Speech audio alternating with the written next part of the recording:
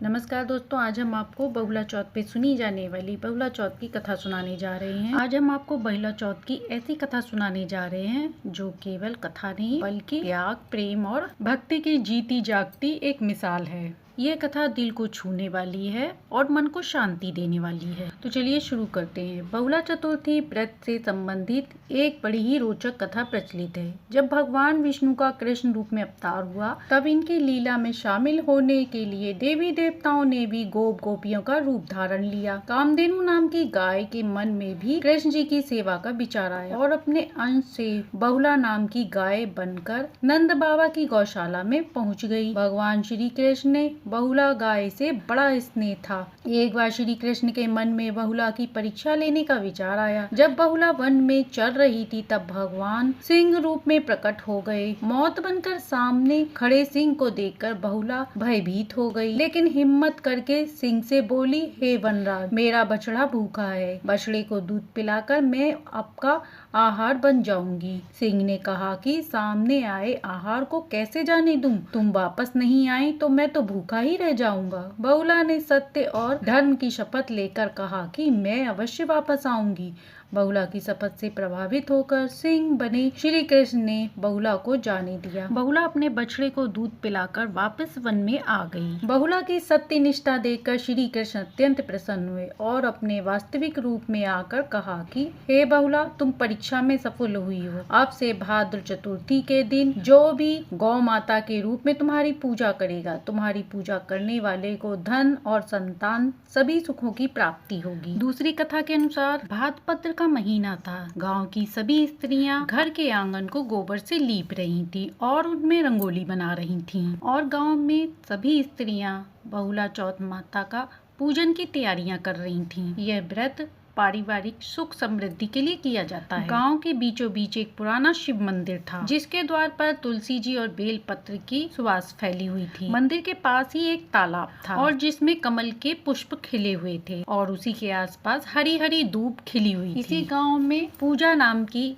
एक सरल स्त्री रहती थी। वह अपने पति और छोटे से पुत्र के साथ उसी गांव में रहती थी। पूजा के मन में गाय के प्रति अत्यंत श्रद्धा भक्ति थी। वह रोज सुबह उठकर गौ माता को अपने हाथ से चारा खिलाती और एक रोटी भी देती, उनको पानी पिलाती और उनके चरण छूकर उनको प्रणाम करती। बहुला चौथ के दिन भी वह प्रातः स्नान करके साफ स्वच्छ वस्त्र धारण करके माथे पे बिंदी लगाकर पूजन की सामग्री लेकर गौशाला पहुंची। वहां पर उसने देखा गांव की अन्य स्त्रियां भी वहां थीं। सभी के चेहरे पर श्रद्धा भक्ति भाव झलक रहा था। सभी ने गौ माता के दूध जल से पूजा करी। सबने मिलकर श्रद्धा भक्ति भाव से उनके भजन गाए। पूजन के बाद सभी माताएं बहनें कथा सुनने के लिए आंगन में बैठी। तभी गांव की सबसे बुजुर्ग महिला, जिन्हें सब काकी कहकर बुलाते थे, वह सभी को कथा सुनाने लगी। प्राचीन काल में एक हरिदास नाम का गौपालक रहता था। उसकी पत्नी बहुला बहुत ही धर्मपरायण थी। वह रोज अपनी गाय को चराने जंगल ले जाती और हमेशा उनके दाना पानी चारे का ख्याल रखती। एक बार भाद्रपद की कृष्ण पक्ष की चतुर्थी तिथि आई। उसने उस दिन निश्चय किया कि आज के दिन वह पूर्ण श्रद्धा भक्ति भाव से उपवास करेगी और कृष्ण मंदिर में जाके कथा सुनेगी। सबसे पहले उसने गाय की सेवा करी, उन्हें नहलाया धुलाया, क्योंकि वह चाहती थी कि सबसे पहले गाय की सेवा करे। फिर उसको जंगल ले गई। जंगल में हरी हरी धूप फैली थी और चारों ओर ताजगी थी। और जब बहुला गौ माता को चराने में व्यस्त थी, तभी उसके रास्ते में एक भूखा सिंह आ गया। सिंह की आंखों में भूख की चमक थी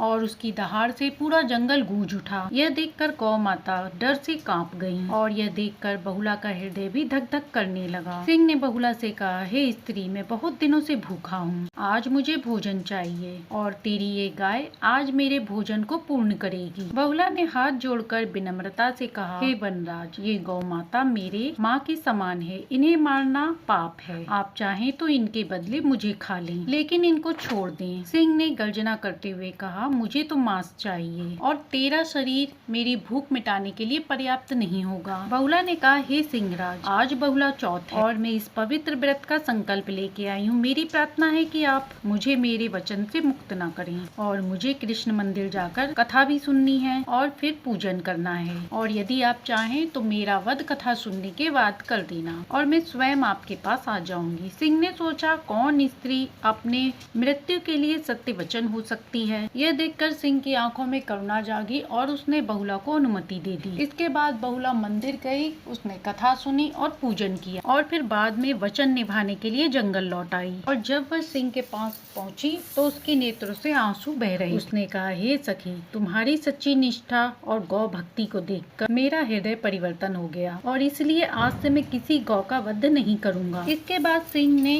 गौ माता और बहुला को सम्मान पूर्वक विदा किया और यही कारण है कि इस व्रत का नाम बहुला चौथ पड़ा। यह व्रत गौ माता की महिमा का वर्णन कराता है, बल्कि हमें सच्ची श्रद्धा और भक्ति होने पर बड़े से बड़ा संकट भी टल सकता है। यह कथा सुनकर सभी बहनों की आंखें नम हो गईं। तभी सभी स्त्रियों ने संकल्प लिया कि वे भी गौ माता की सेवा और भक्ति करेंगी। काकी ने जैसे ही अपनी कथा पूरी करी, गांव की सभी स्त्रियों के चेहरे पर चमक आ गई और सभी के चारों ओर हरी धूप और चंदन की खुशबू फैल रही थी। मंदिर के बाहर तालाब की किरणों में सूरज की किरणें झिलमिला रही थी। काकी ने अपनी धीमी आवाज में फिर कहना शुरू किया, बहनों, बहुला के इस त्याग और सच्ची निष्ठा से जंगल के सिंह को पूरी तरह से बदल दिया और उसके पुण्य का प्रभाव उसके जीवन में भी अलग ही चमका। घर आने पर बहुला ने गौ माता की सेवा में और भी समय लगा दिया। हर दिन सूर्योदय से पहले वह अपनी गायों को सहलाती और उन्हें ठंडा पानी और चारा देती और उनके खुर को साफ कर हल्दी का लेप लगाती। धीरे धीरे पूरे गांव में ये खबर फैल गई कि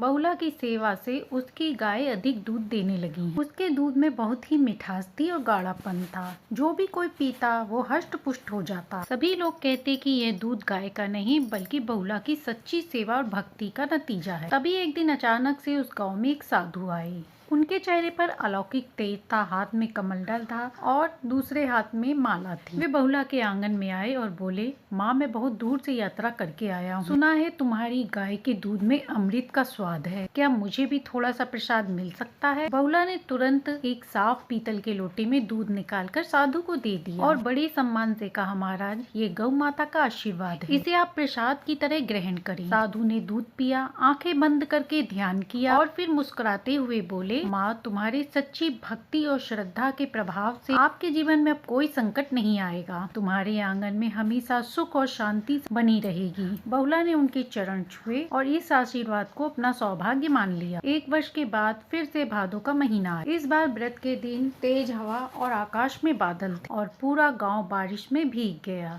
बहुला जानती थी कि आज उसे फिर से गौ माता को चराने जंगल में ले जाना। बरसात की बूंदों से उसकी साड़ी भीज रही थी, परंतु चेहरे पर कोई शिकन नहीं थी। वह एक हाथ से गाय की रस्सी को पकड़े, दूसरे हाथ में पूजन की टोकरी थामे कीचड़ भरे रास्ते से आगे बढ़ी। तालाब में उसने देखा पानी का बहाव बहुत तेज है। तभी उसकी नजर एक छोटे से बछड़े पर पड़ी जो तालाब में डूब रहा था। उसी क्षण बहुला ने अपनी टोकरी को नीचे रखा। उसने बारिश में ही छलांग लगा दी तालाब में। उसने बछड़े को पकड़ लिया, पूरी ताकत लगा के उसे किनारे ले आई। गौ माता जो आगे खड़ी हुई थी, वह बहुला को देखकर अपनी आंखों से उसे आशीर्वाद दे रही थी। भीगने और थक जाने के बाद बहुला सीधे शिव मंदिर गई। वहाँ दिया जलाया, फूल चढ़ाए और हाथ जोड़कर बोली, भोलेनाथ, बस इतना आशीर्वाद दीजिए कि मैं जीवन भर गौ माता की सेवा करती रहूं। मंदिर में बैठे हुए लोग सभी ये सब देख चुके थे।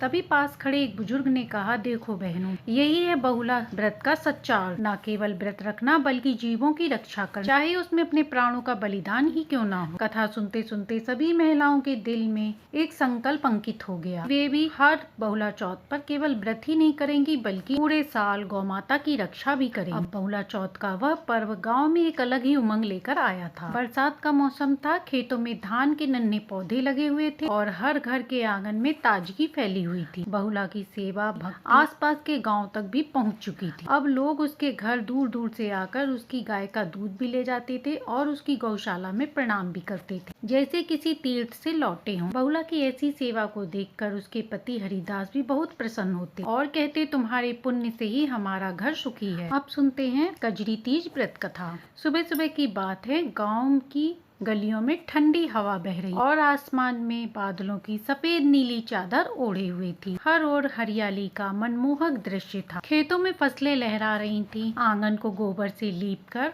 उस पे सुंदर रंगोली सजाई गई थी। यह दिन अपने आप में विशेष था क्योंकि भादो मास की बहुला चौथ और कजरी तीज एक ही दिन थी और इस दिन अद्भुत संयोग था। गांव की सभी सुहागिन स्त्रियां एक दूसरे को बड़े प्रेम से देख रही और कह रही थी, आज का दिन तो माँ की विशेष आराधना का दिन है। सुबह सुबह से ही घर में व्रतधारी स्त्रियां स्नान पूजन की तैयारियां कर रही थीं। सभी स्त्रियां साफ सुथरे वस्त्र पहनकर, माथे पे बिंदी लगा के और मांग में सिंदूर भर के, हाथों में हरे कांच के चूड़े पहन रही थी और पैरों में बिछिए पायल की मधुर झुंझुनाहट गूंज रही थी। वातावरण में भक्ति का माहौल था। मंदिरों में घंटी की ध्वनि गूंज रही थी और तुलसी जी के चौरे पर दीपक की लौ हल्की सी जल रही। कजरी गीत गाती हुई महिलाएं चौपाल की तरफ बढ़ रही और यह संयोग जैसे देवी माँ ने स्वयं ही रचा। एक दिन में दोनों व्रत और दोनों पुण्य थे और दोनों ही व्रत स्त्रियों के सौभाग्य और संतान की दीर्घायु के लिए थे। गाँव की बुजुर्ग महिलाएं आंगन के पीढ़े पर बैठ, सभी महिलाएं उनके चारों ओर घेरा बनाकर बैठ गयी। इसके बाद उन्होंने प्रेम से कहा, बहनों,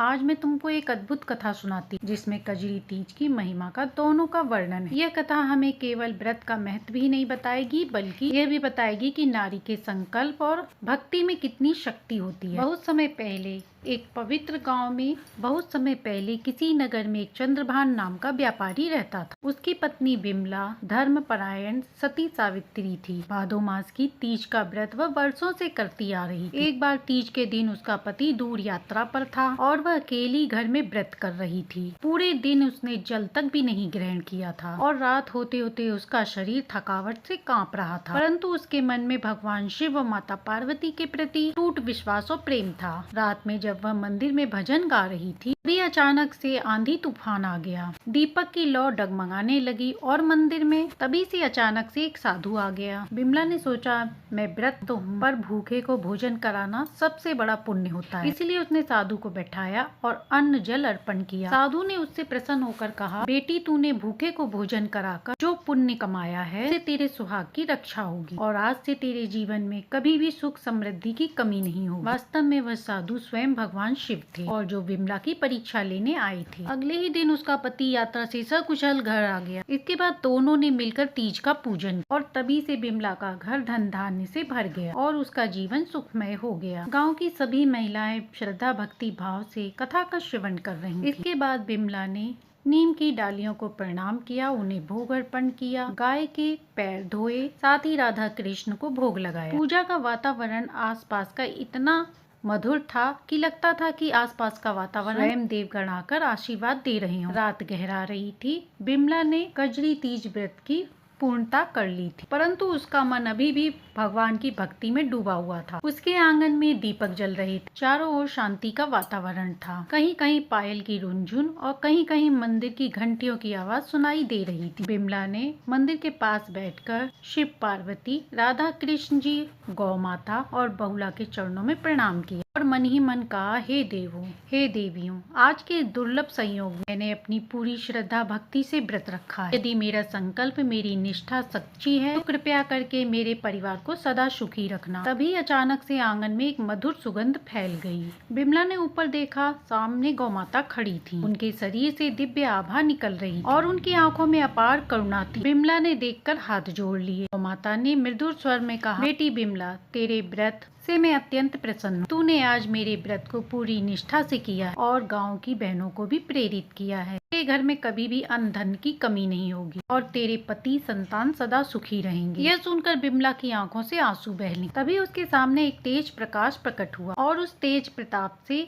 माता पार्वती और शिव जी प्रकट हुए। माता पार्वती ने मुस्कुराकर कहा, बिमला, जिस तरह तूने साधु के रूप में आए हुए हमारे रूप को भोजन कराया, उसी प्रकार सभी नारियों का धर्म है कि वे सेवा सत्यनिष्ठा से अपने जीवन को सजाएं। आज के इस बहुला चौथ और कजरी तीज के संयोग को तेरे जीवन में सौभाग्य और समृद्धि का प्रकाश होगा और वह दीप ऐसा जलेगा कि जो कभी भी बुझ नहीं पाएगा। इसके बाद भगवान शिव ने भी उसे अपना वरदान दिया। उन्होंने कहा, तेरे घर के सभी पुरुष दीर्घायु होंगे, तेरा कुल सदा धर्म मार्ग में लगा रहेगा। यह कहकर भगवान अंतर्ध्यान हो गए और गौ माता भी अंतर्ध्यान हो गयी। इसके बाद उसके आंगन की महक दिव्य भावनाओं से भर गई। तो ये थी कजरी तीज और बहुला तीज पे सुनी जाने वाली कथा। आइए अब सुनते हैं चौथ पे सुनी जाने वाली गणेश जी की व्रत कथा। संकष्टी गणेश चतुर्थी व्रत करने से घर परिवार में आ रही विपदा दूर होती है। पौराणिक कथा के अनुसार श्री गणेश जी एक बार देवता कई विपदाओं से घिरे थे, तब वह मदद मांगने के लिए भगवान शिव के पास आए। उस समय शिव जी के साथ कार्तिकेय तथा गणेश जी भी बैठे थे। देवताओं की बात सुनकर शिव जी ने गणेश